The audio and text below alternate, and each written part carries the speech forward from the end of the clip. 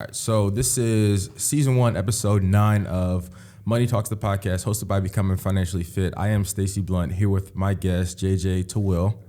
Welcome to the show, man. Here on Money Talks, we talk about personal finance, financial literacy, savings, investing.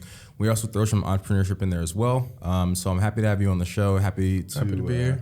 To have you, explain your whole story. But just to start it out, how we met through mutual friends, my 2 roommates when I came out here.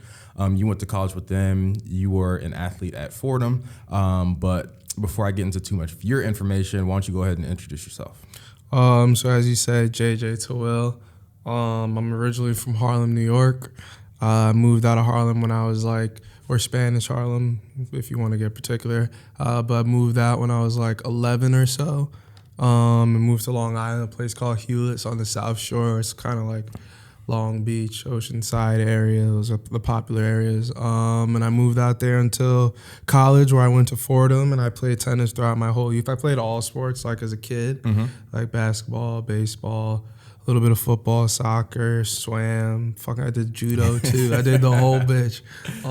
But then as I got older, I stuck to tennis for funny reason, but and then played tennis in college at Fordham, studied finance, or majored in finance, specialized in value investing, and got a minor in economics, and then became a real person. Right. Psych. So jump right into your family life. So growing up, did your parents or your family in general teach you about personal finances, or how money actually works in the real world? With respect to money and finances, just save everything. That was kind of it. There was no talking about different vehicles or what saving can do for you, what you should do after you've saved, how long should you be saving for, how much should you be saving. It was just anything you don't need to buy, don't buy it, and whatever you have left, save it. Yeah. That's pretty much it. And so were they just saying save it in a savings account, checking account? Honestly, as a kid, I guess I saved that shit in my drawer. Straight up, just saved my cat. I didn't have an account or anything. I didn't have an account, a savings account. Yeah, none of that. I think I got my checking account when I went to college, so that they didn't have to give me cash. They would be able to just and I had a debit card. Yeah. But I didn't get my first credit card until after college, which was a bitch trying to get. That's as far as it got with saving. Yeah. And what about investing? Did they ever tell you, nothing about investing? Nah. Right? Nah. I mean, my dad, it's funny though, because this is fucking thing about some finances. Now, my dad was a commodities trader. Really? Yeah, my dad used to trade natural gas and oil, in the New York Mercantile Exchange, and the movie Wolf of Wall Street, where he's on the boat in fucking those buildings right there in the financial district in the seaport. That's where my dad used to work. Wow. And he, as a trader, a big part of trading, especially back then, is just speed. And my dad's if you remember my dad, he's a little crackhead, he's mad energetic, tough little dude. And he didn't really know how to trade commodities because he understood macroeconomics and OPEC and stuff like that. He was like a day trader kind of thing, off of analytics and feeling the market and knowing when it's gonna go down. So it's funny that he had a job where you would think, or you could approach it from a very intellectual way, where then you assume people like that know what they're doing with investment. But my dad, he don't know that kind of shit. Really? Did he teach you any of that stuff, or did you kind of just knew that my dad's a trader? No, my dad, we would talk about it a little when I was a kid, but it was more so he would just show me. He used to trade off pink slips. Really? Yeah, that's how far back this. So you used to trade off pink slip, and you throw your card in the ring, and then you keep the pink slip as your receipt. And he would show me look how much money. I'd be like, oh wow. But we never spoke about what. Well, I did an internship in college for a man that he started working for, and then we kind of talked about it then. But even then, not really. So it's mainly just surface level, save your money. So since he was a trader, during those times when it was, that was the occupation to have, does your family come from money? So my dad had a couple good years, Because that was the thing. When I was born, my dad was a tennis player, professional tennis player. Wow. Yeah. So that's why I played tennis, or part of.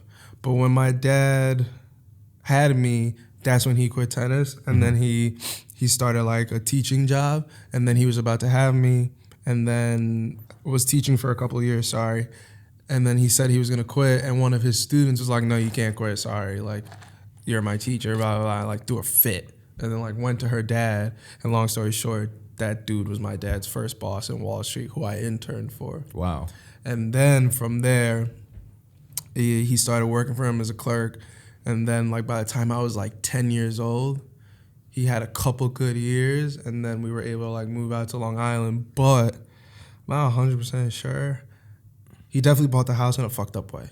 Like, he put up a lot of money. Like, didn't understand the concept of like leverage and stuff like that. Yeah, like putting down a down payment. Yeah, exactly. Like, you can put down 20%, but you don't need to put down like 75%, put all your money into something that could go down. Yeah. And the housing crisis happened, and then the years weren't as good because technology came in, and that took out a lot of like day traders because computers do it faster. So you can even ask my sister. Like, we just grew up in a pretty nice house, but that was it.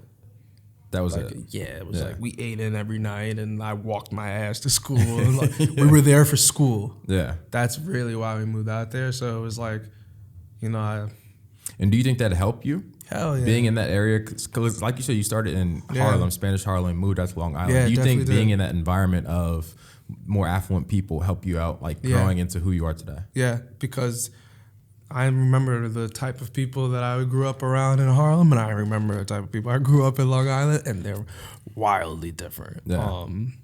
Man, I had crackheads, chicken heads, like all. New York streets, man. Yeah. And then Long Island, like, I didn't appreciate it as much as a kid, but like, some of my friends' parents and some of the kids that I went to school with, their parents, there were some bad motherfuckers that I went to school with, like their parents.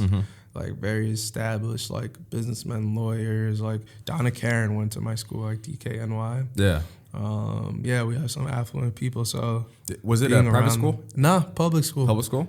Just in a nice Texas, area. Yeah. Okay. Good area. Yeah. Okay. So that was growing up. Now transition into college life. College at Fordham. And for the viewers and listeners out there, it's Fordham in the Bronx, which is a private university. It's not Florida. No. University. I'm not a Gator. They always ask that. So you were talking about your dad was a professional athlete, and you were also a student athlete and a business school student. So how did you finance college? Because Fordham is very pricey since it's a private school. Yeah, debt and a little bit of scholarship money. I guess I kind of knew that I wanted to be in like business and in finance, and I don't know what the answer is even to this day, but what I was mainly trying to weigh is like, okay, if I want to be in that, I need to be as close as I can to a place like Harvard, and it was either Fordham with a bunch of debt or Fairfield University for free. Where is Fairfield?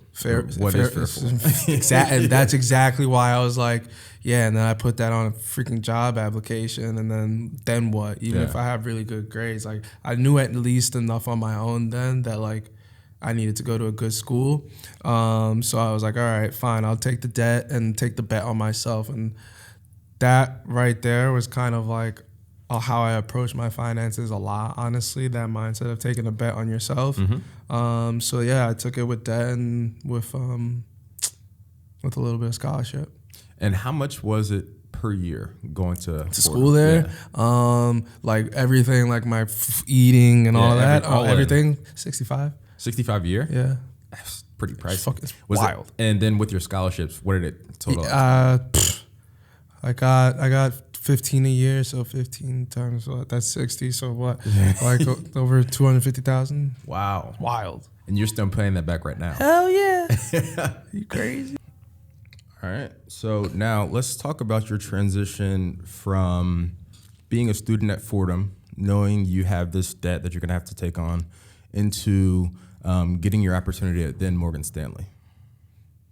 I gotta get the highest paying job I can get. Yeah. That was it.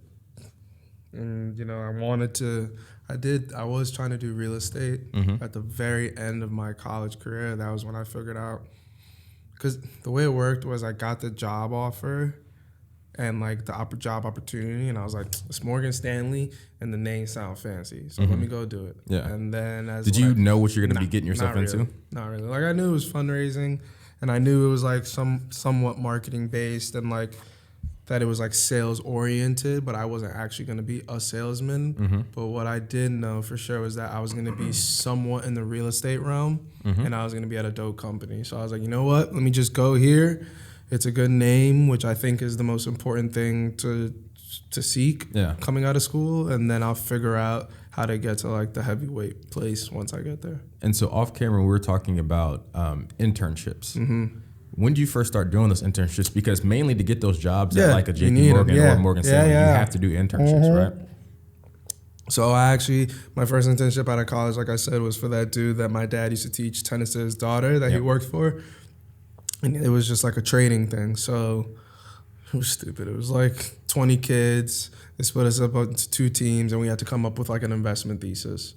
One commodities base and one stock base. And then like we had to like give a presentation at the end of the summer. And then actually we got $10,000 to invest, like his real money. Yeah. The guy, he's really wealthy. So he gave us 10 G's, and whoever had the biggest return, you won. And then we all split the money.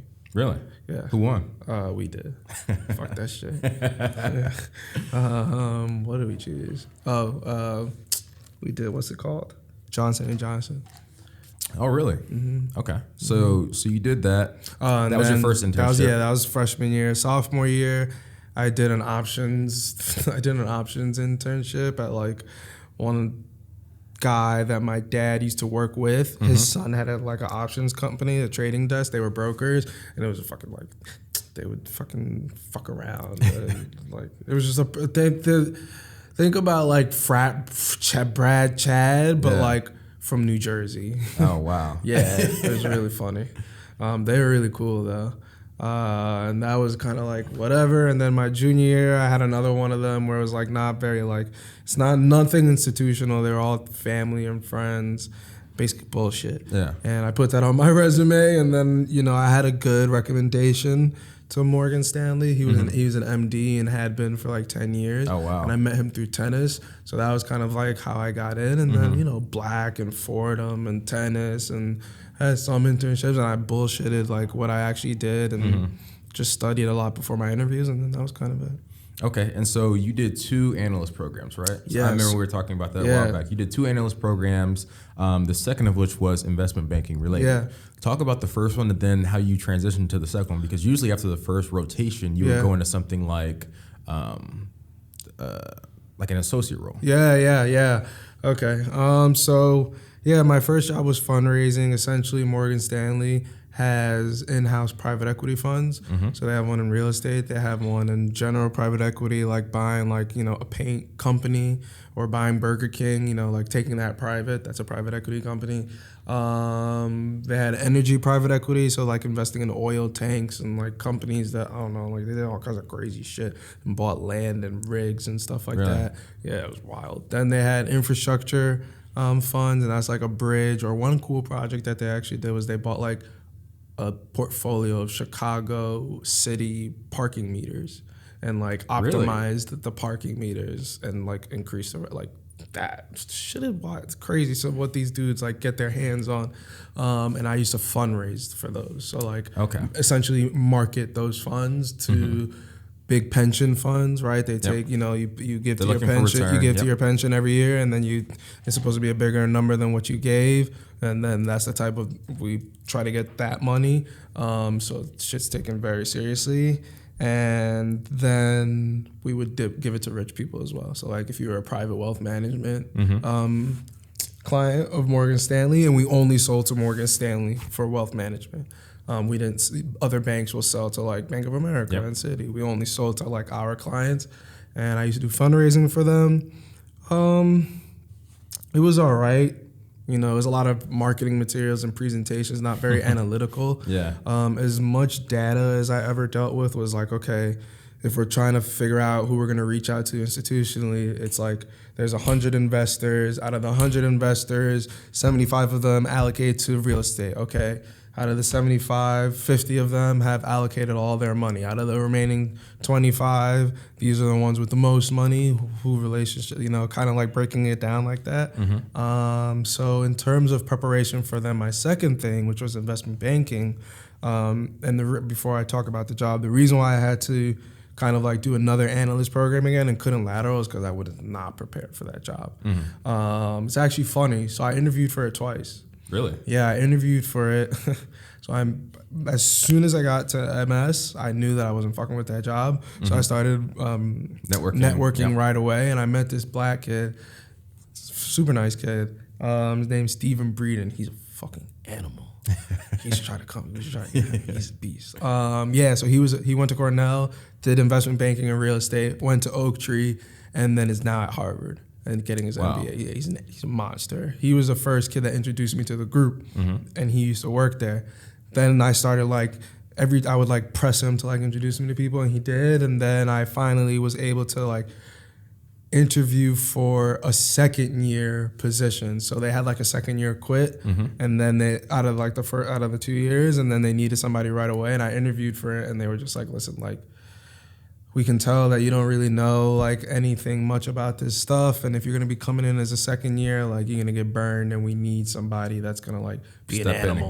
Like, and there's like, it's bad for you and it's gonna be bad for us. And it's like, trust me, you don't want it because we don't have to want to fire you and all that. And I was like, all right, fine. Shit broke me. I was pissed because I thought I was gonna get it. But I didn't. So then I finished again. So I did that in the summer of 2016. And then in the winter of 2016, I did an interview to be like with college kids to come in as a first year. And you had already been working for it. Was it it was about to be 2 years that summer. Wow. And you had to restart because you knew you wanted. It was like that or business school. Yeah. And that was the only way I was going to get into finance, because no legitimate private equity shop was just going to hire me because I had no private equity experience or banking experience. And then if they were to hire me, it would be because it's a shitty place, which I don't want to be at. Yeah. So it was either get a banking job within MS because like I'm already here and it's a great bank, or go back to business school, and I'm not paying for that shit. So I was like, all right, I got to get this job. And I was able to get it the second time I interviewed, which was winter of 2016, after getting denied in the summer of 2016. And then I started in the summer of 2017. So I actually had the job while still working. And then I just kind of told them after they gave me my bonus. Okay. So then you talked about your bonus. So now, how much were you making those first couple years? The first 2 years? The first 2 years as an analyst. And then how much were you making then when you switched over to investment? I was making six figures. And then I was making even more than banking. Yeah. Really? When you switched to investment banking? Yeah. When I went into investment banking, I made probably like 25-30% more. And you were already making six figures? Yeah. Wow. Coming straight out of college. Yeah. So that helps, right? Yeah. Fighting some of that college loan debt. Yeah. Yeah. And I pay, so with my debt, I make sure to at least pay the minimums to not incur interest. I just pay what, like to not have the interest build up on the loan. I pay whatever that minimum is to like not have a balloon. This way it's just like it is actually going down. Because sometimes if you don't pay enough, then they ding you. If you don't meet a threshold. I did not know that. I'm lucky enough to not have any, so. Yeah, fuck you. If you meet a threshold, they ding you, and then it ends up being more. But if you pay a certain amount by the end of the year and then you split it up into 12 months, it goes down. Okay. So there are usually 3 tracks when you're investment banking, and that's what your second role was. So you did that for about 2 years, and then at the end of that, you can do one of a couple different things. You can either try to move up to the associate rank, which you have to interview for. You can go to B school, like you said, you weren't trying to do that. Or you can go private, right, into private equity or some type of startup or something like that. And so you chose the latter, and you went to WeWork. So explain the process of when you were, thinking about what you should do next, as far as should I move up and try to become an associate? Should I do business school? Or, and how did you start to meet those people like the startups like WeWork and other companies? Well, I knew I didn't want to be an associate because I knew what their lives were, and I was like, no, Definitely not. Yeah. An associate is worse than an analyst because as an analyst, you at least don't have to deal directly with the VP's bullshit. Unless you have a VP that's a real asshole and that will come give you heat as well. The heat is supposed to be taken by the associate because the associate tells the analyst what to do. So a good VP knows that it's probably not the analyst's fault. I have a dumbass associate. Yeah. So being an associate, you have to make sure that the guy underneath you is not fucking up, and then you got to make sure the guy above you doesn't want to fuck you up.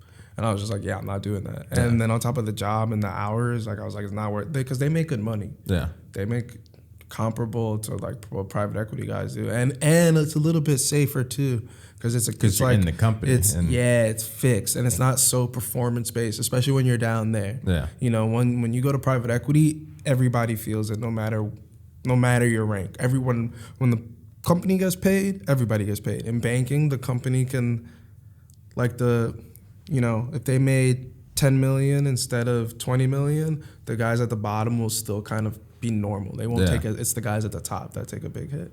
So I thought about that, and that was kind of like what was like making me like, maybe I should stay. But then I was like, yeah, hell no. So then, so that was that one. Business school, I was like, yeah, and people tell me, they're like, listen, Fordham's great. Morgan Stanley for 4 years, Black, Dominican, Spanish, this one, that one. Like, you could totally go to a Harvard or a Warren. I'm like, bro, I really don't want to take the GMAT, bro. Yeah. And I don't want. That's what it was, the GMAT? I don't want to study for it. Yeah, I really think so. And then also on top of that, like the debt, because what it more so was not the GMAT, is I knew I had to bust my ass because the only way I could go to school and not have to pay for it is if I got above a 700. And that's no easy feat, and I suck at standardized tests. So I know that about myself. And then I'm like, while I'm in this private equity job, to study for my GMAT, like, would be tough because it's hard already.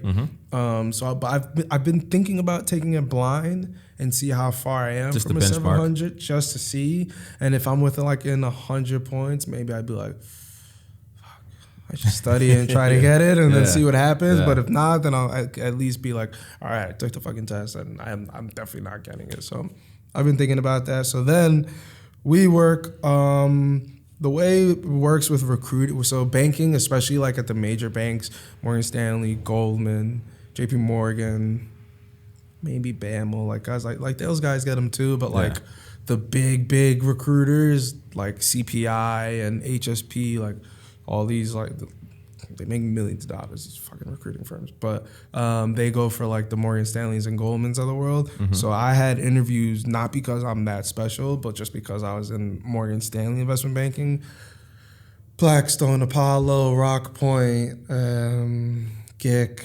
everybody, all those dudes. All the PE shops. Yeah, all the PE shops. And at some point I was like, yeah, nah, I'm good, because a lot of those places are sweatshops. And, I worked really long hours, especially my second year of banking. And I was like, you know what? This shit's not sustainable for real. I don't even like it that much. So I don't know if I could keep doing this like this. But then there are some private equity shops where the culture is just very different. And that's the thing, right? Blackstone, the reason why they work so much is a lot of appearance. Because like those dudes have like, I don't even know how much money they have. They have like $100 billion to invest. So they can pick any deal. Yeah, for them to make money, it has to be like you gotta spend money to make money. They got a lot to spend. So that's why like they just throw spaghetti at the wall all the time, like just looking for a bunch of shit to do because they need to. Yeah. And I was like, I don't want to be at a place like that. That's too many hours. Did you interview there? Yeah. Okay. No, I was just like, yeah, this is not for me. And then you start looking at the other PE shops that have like $5 billion or $4 billion, and it's spread across like 7 funds, and like there's like, $750 million more to invest, and it's way more like humane. That kind of lured me in. So I started interviewing at a couple places like that. I made it far at one of them to the last round, a place called Rockpoint out of Boston. Some bad motherfuckers, those dudes, man. We actually lost a deal to them at WeWork this last summer in Boston, 100 summer. They were really good, but yeah, no. And then I got introduced to WeWork actually because of like after not getting the Rock Point job, I got introduced to somebody at WeWork through somebody that I worked with. One of my bosses, he was really cool, and it was very open, like the program, like they know we go. Yeah. So like he was like helping me find a job, and like people knew, like it was chill. And he introduced actually his girlfriend. She was a HR recruiter, and she helped me get like referred, and then I had like people referring me, and then I went through I went through like 7 rounds of interviews. 7 rounds of like phone calls on site. So I did a phone call with an HR recruiter, and then I did a phone call with a guy that I sit next to now. Then I came in to meet the junior team. Then I came in to do a model. Then I came in to meet with the whole entire team. Literally, I was there for like 4 hours in a room, hot, hungry, and smiling in a fucking suit, B. And then I had to do a 6th round because one of the senior dudes that wanted to meet me wasn't fucking there, and I had to go the next day to go sit with him. Yo, when I got that job, bro, I was like, you damn right you gave me that job. And how long was that process? That all happened in like 3 weeks. 3 weeks? Yeah. Really? So 3 weeks from you get that HR call. HR call to job offer. Yeah. Wow. Great. I was fucking tired. But that was the thing too, man. I was nervous because, and this is kind of like the betting on me stuff that I talked about, that it is as personal for me as it is in my career as it is in my finances. But like I had opportunities like to take job offers, and I was still, not job offers, but like interviews where I know I could probably get the job. And I was like, no, because I did not want to work there. And I really wanted to try to make sure that I was going somewhere that I at least wanted to be, especially if I was going to be working hard. And I didn't get my job offer from WeWork until June of 2019. No, like the end of May of 2019. Yeah, last year. And when was your contract up? I was done in July. Wow, so it was perfect timing for you. So and now people get it like 18 months in advance. Really? And you were like a month. And I got that. Yo, ask if my wife was here. Yo, I was bugging. Yeah, shit was stressful. So then at WeWork, explain, I don't want to get into the details, right? But at a high level, can you talk about what you're doing on a day-to-day basis? Yeah. All right, so I work for ARC, which is a subsidiary of WeWork. Do I just know what that is? Yeah. A subsidiary is kind of like if there's a parent company and the parent company has a tie, whether it's through an investment or like the same board and no investment, but they, provide counseling, whatever. They own a piece of the other company, and it's just like some of their revenue and some of the expenses, they flow up to the parent company. So I work for that of WeWork, and it's called ARC, and it's the investment vehicle for WeWork. So when WeWork was still amazing, I don't know, before September of 2019, and it was $45 billion value, the whole works, growing like crazy. Some landlords weren't, and still to this day don't believe, which I think is crazy, don't believe in the whole co-working experience. Yeah. So they didn't want to offer too much space to WeWorks, because if I have a building and it's 100% leased by one tenant, and that tenant then blows up and goes away, I'm screwed with my building. So if WeWork is in like 30% of the building, which is for one building, that's a lot of space, especially 100,000 square feet, something like that, 30,000 square feet. Landlords weren't letting WeWork grow. They were like, no, I don't want to give you more space. Yeah. So then WeWork was like, you know what, fuck y'all. We're going to make something that buys real estate for us so that we can then be like, all right, now who's going to tell us to stop to grow, because we own it. Yeah. And that was ARC. Okay. And the separation there is that we have our own third-party capital. So our money that we use to invest is from like investments that institutions, like that's who we go out to fundraise. And then the WeWork investment is like, I don't know, venture capital funds and all that, and then separate boards, everything like that. The reason why we're somewhat tied is WeWork put up like, I don't know how much money, but a couple $1 million of seed money for when we first started. Then and the whole point is for us to buy buildings on their behalf so that they could be growing. But then the world blew up, and then we couldn't buy buildings because then they were like, we're not growing anymore. And then now we've been starting to try buy buildings, but it's actually been a little bit tough because, so when you buy a house, right, you take out a mortgage. Yeah. And when you take out a mortgage, you get a rate, and based on your credit rating, Based on your credit rating, you get a mortgage. The rate, and there you go. So it's the same thing with a company. When we go to buy a building, it's like we work for ARC, and even though we have money and we're straight, if our business plan is to put in WeWork, and we go to you for a loan, and you're like, wait, you want to buy this building so then you can go put WeWork in there so that they can then go bankrupt, and then so that we're fucked. And then they're like, okay, fine, I'm gonna give you the money, but here's a fat interest rate on your loan to pay me for that risk. And then once the debt on a deal gets too expensive, we can't do anything. Yeah. And we can't do the deal because the deal becomes too expensive, and then it affects our returns too much. So from August when I started to like September, it was like August of 2019 when you started. Yep. Yeah, it was like dope, and we were like, huh? And then September happened, and then from like September till honestly a month ago, we didn't do no really acquisition. We haven't had a deal since August of last year, which is a pretty long time. And so you joined WeWork shortly before they announced their IPO, right? Yeah. The IPO later goes on to flop, which I can imagine from inside was probably crazy. So what was it like? What was going through your mind at that point? Like, because I know there were a lot of layoffs in the news. Yeah. And a lot of things were going on. What? And you had just gotten married. Yeah. I knew I was fine because, like I said, we're third-party capital. Okay. And they already told us, like, yo, if things ever, like, really went sideways, it would probably just get spun out. And then just turn into something that, like, was its own because as long as you got money, your business is sustainable. So we had the money. So I wasn't that worried. I mean, there are, and I don't think we had to worry about this, but, like, if things are really bad and you're not spending money, like, investors do have the right sometimes baked into like the contracts to take their money back. Really? Yeah.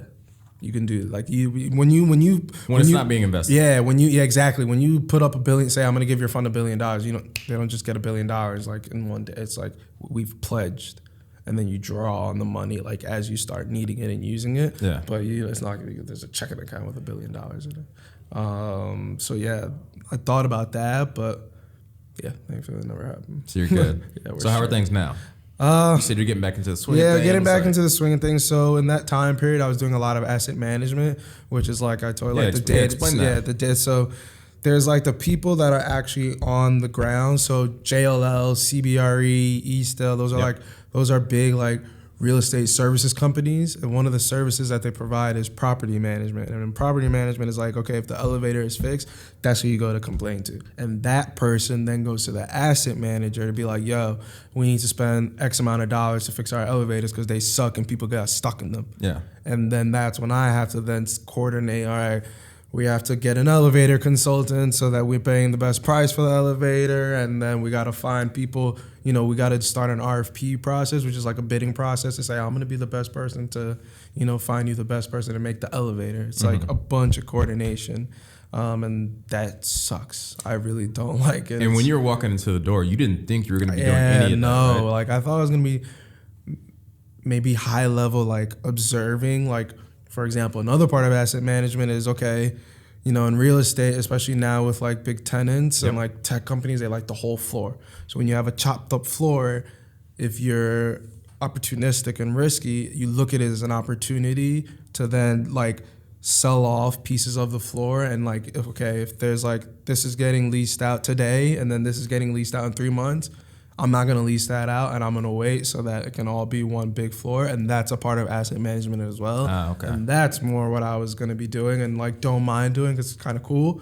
But the day-to-day like nonsense, that's not cool. Yeah. So while for those like months from September till like recently, I've been doing a lot of that. But now we've been getting back into acquisitions and like looking into deals. And like I did like a huge study on Denver and like we're looking into like buying now. It's way more exciting and like something that I actually don't mind doing. That sounds pretty exciting. Yeah, it's cool. Yeah. It's cool. Okay. And you had a point that you wanted to hit about minorities.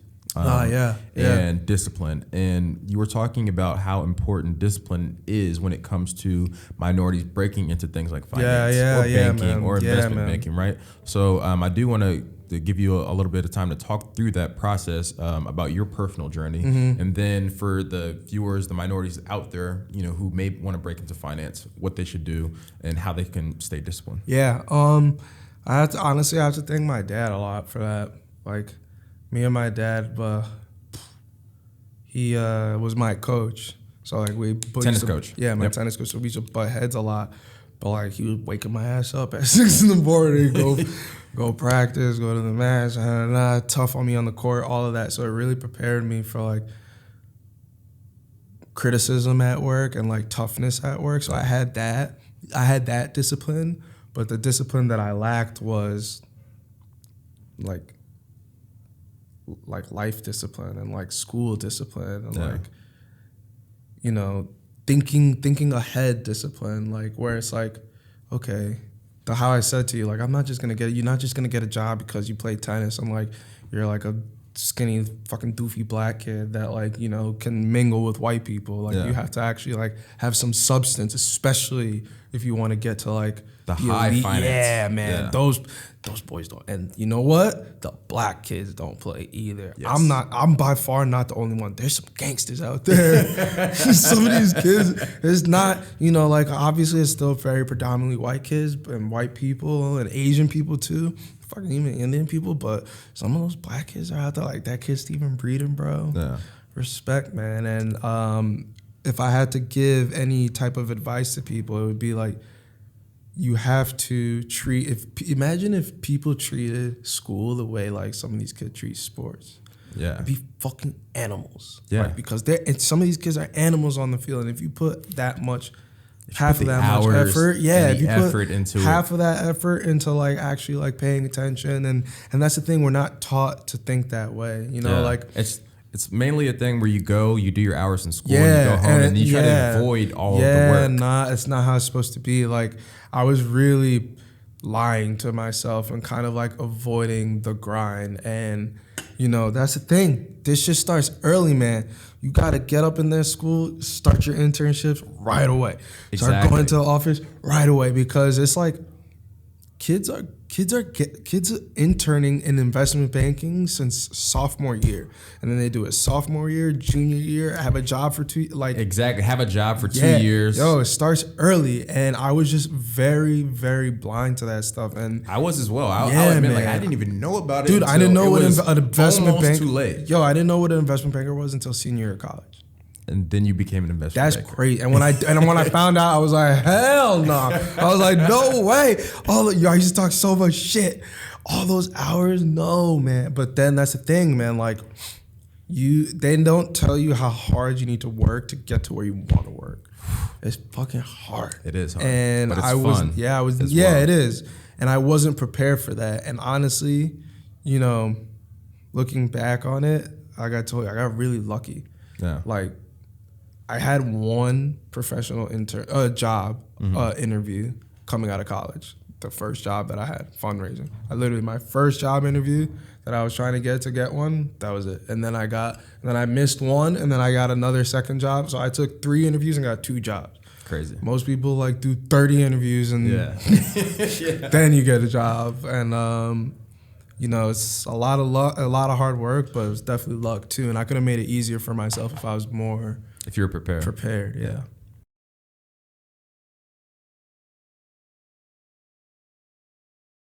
And that's the thing. We have to own our own businesses. And that's why I was talking to you about college. Yeah. That's why I was talking to you about college. You don't have to go to college to own a business. Straight up. Not at all. No. You just got to be really, really good at what you do. You know, this is what I wanted to touch on. I was sitting with my godfather he went to college, but I don't think he ever graduated. And that motherfucker is one of the smartest people I know. And he has me thinking in this way now that I'm really trying to take, and with all the institutional experience that I've had and like fanciness, whatever, like I could put on a suit and like not seem, like multiple face kind of thing. And if I could take the way he's teaching me to think now and put that in something and find something that's what I'm trying to do next. But the thinking is like, think about this. And we did this over a bowl of porridge. My godfather makes awesome porridge with like cinnamon stick and nutmeg, like crazy, it's fucking fire. He was like, think about this, bro. If we went to Costco right now, it would probably cost us $50 to buy enough porridge to give it out for free every morning, 1 week, and during the winter for 5 days straight. And if you said, hey, and stood outside of financial buildings where fucking white people love porridge, and you said, I'm giving up free porridge, I'm gonna be out here next week, I'm gonna be selling porridge, and he makes it with peanut butter toast. Yeah. And peanut butter toast for $3, just free sample. If you like it, come back. If you don't, just tell somebody else. That shit is crazy. There would be a line out the door the next week. You make 500 cups, that's 3 times 500, that's $1,500. $1,500 cash. You do that 5 days a week, what, 1,500, that's $7,500 a week. You have more than one location, you could have 2 locations, that's $15,000 a month. You know how many fucking financial buildings there are around there? Right. And that's how like WeWork was born. WeWork was born on a napkin. That's crazy. Back in a napkin with like, he just like did a couple leases real quick, and he's like, imagine the growth. Dude, and that right there is what black kids don't get, because they live in Harlem and stay in Harlem, and people don't, it's not, it's not or all Columbus, of it. Ohio. Yeah, it's not Ohio. all of it, yeah. because there are places, especially back then, like there were some good like black men, but the majority not so much. But in Long Island, bro, that's like a normal thing to think that way, and like, that's the difference right there. So now that you're in corporate America, I do want to ask a couple of questions about that. Do you plan on staying in the corporate workforce? Or do you plan on opening your own business? I know we had this conversation a long time ago about maybe starting like a coffee shop or something like that. Yeah, man. And then the second question after you answer that is going to be, you talked about multiple faces. How do you blend in corporate America? Woo! Oh my God. All right, the first one was, what was that again? Starting a business. Yeah, okay. I don't know, man. Starting a business, number one, is hard as shit. I also don't mind I'm going back and forth with it, because I don't know what I would start it in. I don't know if I want my own like real estate shop. Yeah. I don't know if I want to go to a Nike or something and do real estate at Nike and tell them, this is where you should be investing. These are the buildings we should buy, or, this is leases we should take. But if I were to start a business, I think it would be something that I'm more passionate about and use a real estate element into it. So like my godfather, he's in the nightlife. Like he's in New York. Yeah, he's owned restaurants. He used to work at the Gansevoort and throw parties there. Like wow. Kind of like a party, literally like a legitimate party thrower. He used to like host, P. Diddy, like all those dudes in the 90s, Cuba, all of that. And we're thinking about trying to like open something up ourselves. So like if I were to own something, I think it would be something fun. I've worked really hard. Where you can incorporate, like you said, real estate into it. And that's what I'm saying in terms of, I like taking bets on myself, but measured bets. Yes. And I would never go into a business where like, there wasn't at least something that I was dangerous in that had to do with the business. It has to be the whole business plan, but an element of it is definitely going to be real estate oriented. Yeah. And you can do real estate oriented business in a lot. So that's what I've been maybe thinking about with respect to businesses, or even also maybe like teaming up with friends and doing something. I don't know. I could do that. I'm right here. But exactly, team up with I have a friend right now that started a consumer packaged good business where he's like a middleman for like artisanal, like this dude is making cereal bars in his fucking farm. Yeah. And like, and he wants to get it out there. Organic, people like organic shit and like healthy lifestyle stuff, and so he has something like that. But you never know. You never know. I'm trying to be open minded, and that's the way. Like I know my brain goes in mine too. In a million directions. I have so many different thoughts, and that's why I try to either write something down or shoot a text out. I have to fucking put in my calendar to like call people, to email people. Too. Like I'm tired, my wife is funny. She's like, you can't always be tired. I'm like, no, I'm not physically tired. Like I'm mentally tired. Yeah, it's very taxing on you. Tired, yeah, man. And like thinking of the next move, and because that's the thing, it's momentum is a bitch. Yes, it's either really starting really out. good, oh my god, the grind is and that slope pushing that ball up the hill is way longer than the drop.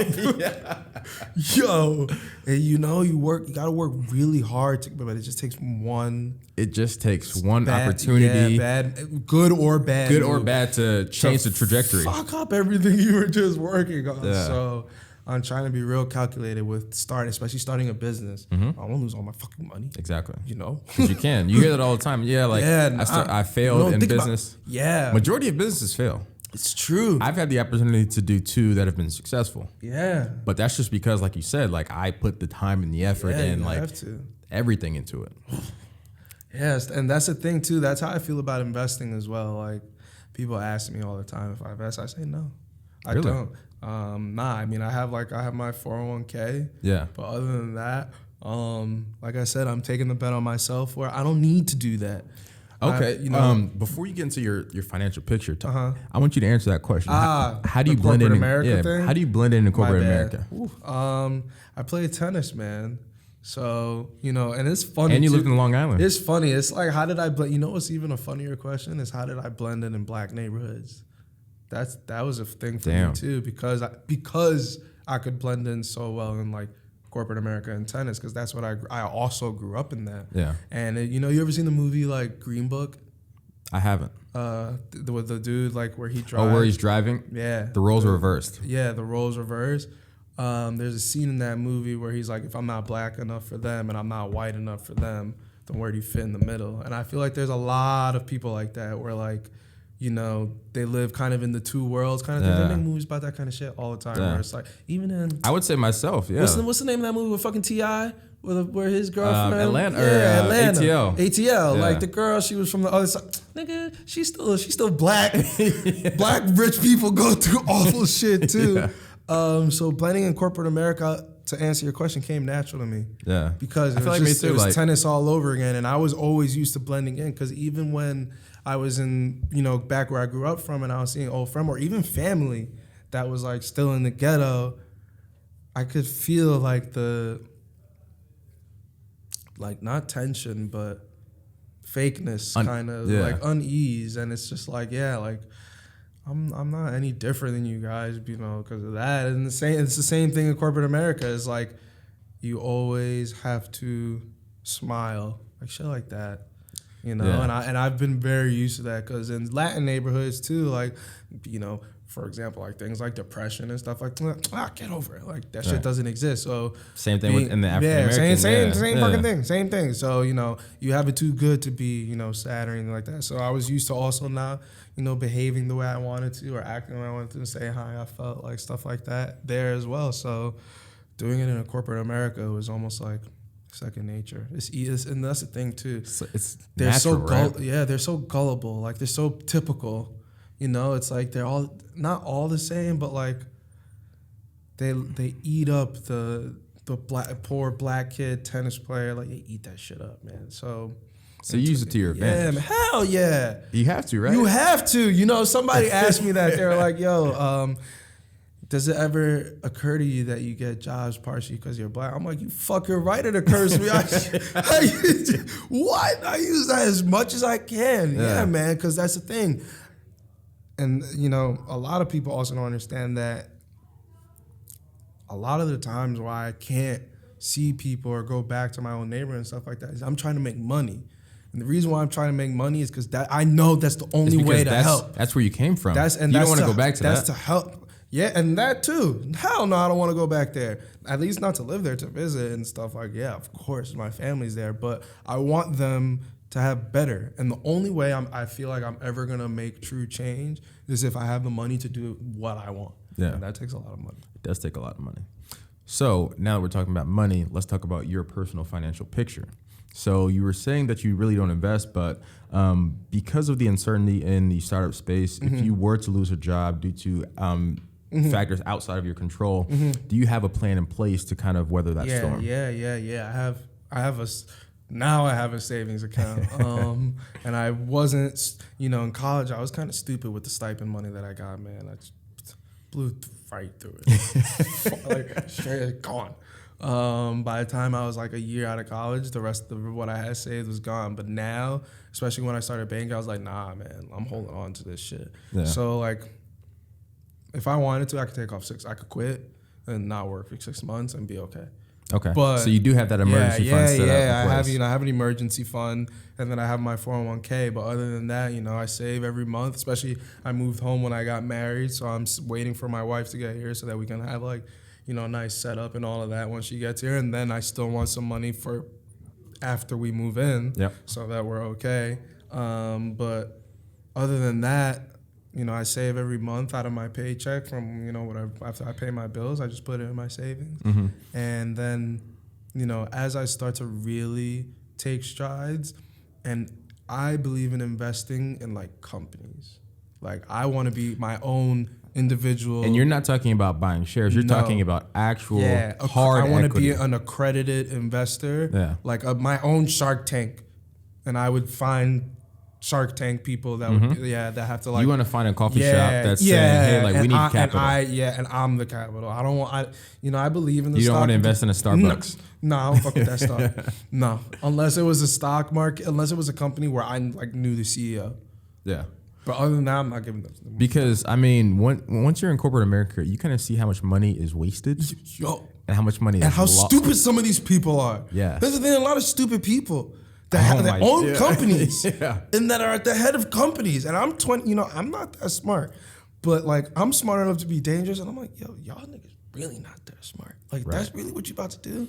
And when you see it from behind the veil, you're like, what am I actually investing in? Because there's a lot of money being wasted and resources being squandered. It's frustrating because it's like, and that's the thing. That's why the Senate, the way they're gonna hopefully pay reparations is by helping black people do their own businesses, because black people are fucking smart. Very. Black people are very savvy, and that's business at the end of the day. And if they finally actually had their hands on some real money to do something, then they would really build wealth. And that's kind of how I look at investing. I want to build wealth by like spending wealth and putting it into what I want to, and waiting 10 years for, now because you got bought by you got bought by Johnson & Johnson, and they bought it for $500 million, and now they're giving out $2 million, $4 million to every investor. So you think that's the answer for our race? Yeah.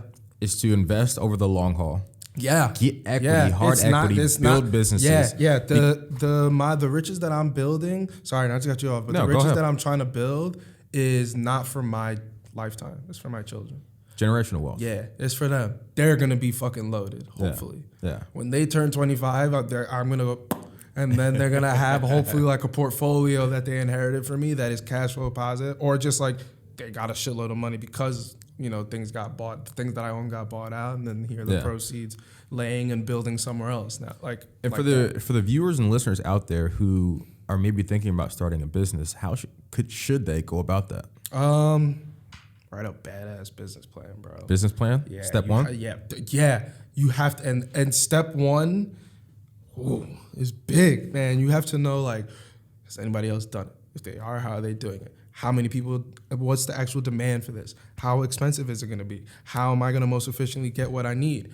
How long is it gonna take me to build things? How long is it gonna take for me to send things? Are people gonna come to me for it? Like, there's so many, like, I would get such a headache trying to start a business right now, because you have to overthink it, number one, before you go talk to anybody, because it's so easy to lose money that anybody that has half a brain to lend you money, or anybody who has money out to lend, probably has more than half a brain, because if not, they wouldn't have the money.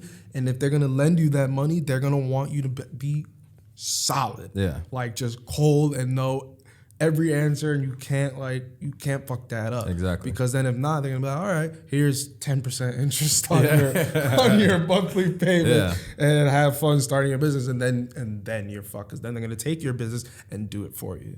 Yes. And that's fucked up. And that's but that happens in the PE space. That's distress. Yeah. That's buying distressed companies. And people make millions and billions of dollars of buying distressed companies that they had a good idea, but they were fucking stupid. And then people buy it and then do it well for them, and then, or they put people in place to do it well for them. Yeah, and put people in place for them, exactly. And then boom. Yeah. I think one of the things that I tell everybody is take that first step. Just get started. Yeah, just get started. Like sometimes, like you were talking about the business plan, sometimes that'll come over time, but sometimes you just have to take the first step and get started. Yeah, and like you said, fucking go on YouTube, bro. Go on YouTube. Like, and that's the thing. My My dad's so cheesy, but he's right. Like, he has this screensaver that says, like, if you want something, you get it, and if you don't, you make excuses. And it's really that simple. Like, people know to stay in shape, you gotta eat healthy, you gotta go to the gym, you gotta run. The fuck? That's the formula. That's it. If you want to start a business, yeah, I gotta look into shit. You know, like, I gotta study shit. I gotta either go to school. Like, it's really not rocket science. It's discipline. Discipline. It's discipline. That's what it all comes back down to. That's what it is, discipline. And the minority culture, because that's the thing. I was talking to my mom about this. Minorities are extremely respectful. They fucking, you know, like, for the most part. Yeah. Obviously, niggas be wilding sometimes. And that's cool. Everybody does. Yeah.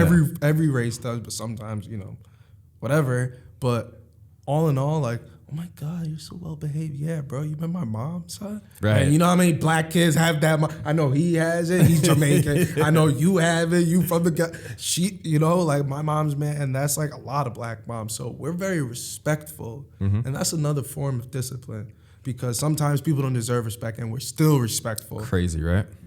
Fitting in corporate America. Yes. That's why I came natural. But in terms of the discipline of, like, self-discipline, stay on top of yourself, do what you want, go after it, you know, like, pursue your shit. Don't talk hot air. Yeah. Not that much. Actually do it, yeah. It's not that much of that. Even myself sometimes. Yeah. Straight up. I have to catch myself sometimes. Even myself. Yo, stop if, being so fucking lazy. right. Like, Sometimes I just gotta, like, say, Yeah, like, it I set this happens. goal, and I have to do it. I have to get up. I wake up at 5 a.m. Yeah, I set bro. those goals. Sometimes I don't feel like I'm it. up I know you 5:30, don't feel yeah. like it, Bro, you know, as well. Like, 5:30 in the morning, Monday through Friday. yeah.